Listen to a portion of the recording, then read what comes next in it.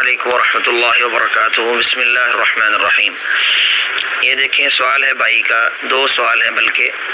کہ بندہ ٹھیکے پر زمین لیتے ہیں وہ عشر کس طرح نکالیں گے؟ پہلا سوال یہ ہے، اور دوسرا یہ ہے جو فصل کٹواتے ہیں، تھریشر مزدور وغیرہ لگاتے ہیں، یہ ساری چیزیں نکال کے عشر دینا ہے یا سب زمین پہ عشر دینا؟ دونوں باتوں کے جواب یہ ہے کہ نبی کریم صلی اللہ علیہ وسلم کے دور میں اور آپ کے زمانے میں صحابہ کرام، صحیح مسلم کی روایت ہے، زمین ٹھیکے پہ لیا کرتے تھے اور ٹھیکے پہ زمین لے کے وہ اس میں کاشتکاری کیا کرتے تھے۔ تو نبی علیہ الصلوۃ والسلام نے ان کو یہ نہیں کہا کہ تم نے جو ہے وہ عشر دیتے ہوئے وہ ٹھیکہ جو ہے وہ منہا کر لینا ہے، وہ ختم کر لینا ہے اور باقی جو بچ جائے اس سے تم نے عشر نکالنا ہے، ایسا نہیں کہا آپ نے۔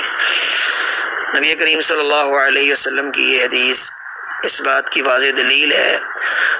کہ عشر والی زمین کا عشر دینا ہی ہے، خواہ وہ ٹھیکے والی ہو یا وہ ملکیتی ہو، اس کا عشر ہی ہے، اس میں ٹھیکے کی رقم جو ہے وہ منہا نہیں کی جائے گی، ختم نہیں کی جائے گی، الگ نہیں کی جائے گی۔ فقہی قانون ہے کہ لا یجوز تاخیر البیان عن وقت الحاجہ، ایک چیز کی ضرورت ہے تو اس کو مؤخر کرنا ضرورت سے یہ جائز نہیں ہے۔ صحابہ کرام نے آ کے آپ سے مسائل پوچھے ہیں،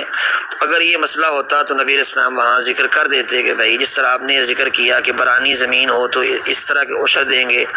اور اگر وہ زمین کو پانی محنت کا لگتا ہو تو اس میں جو ہے وہ نصف العشر ہے، تو اس طرح نبی علیہ السلام نے وہ فرق کیا ہے۔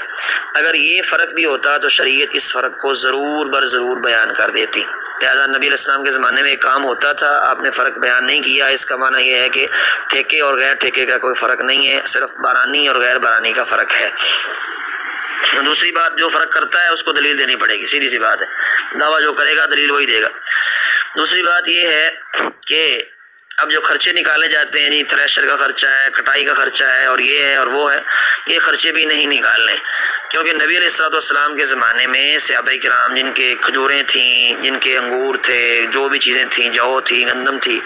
تو ظاہر بات ہے وہ بھی اس طرح کے اخراجات اس دور میں بھی ہوتے تھے، کٹائی کا خرچہ اس دور میں بھی ہوتا تھا۔ چلو یہ تھریشر اس دور میں نہ ہوگی، لیکن یہ کٹائی کٹوئی کے خرچے تو اس دور میں بھی تھے نا۔ تو نبی علیہ الصلوۃ والسلام نے یہ نہیں کہا صحابہ کرام کو کہ تم اس کے خرچے جو ہے وہ نکال لو اور باقی میں سے جو ہے تم نے عشر دے دو۔ شریعت نے کون سا کہا ہمیں کہ آپ آدھی دیں؟ شریعت نے 10واں حصہ مانگا ہے یا 20واں حصہ مانگا ہے؟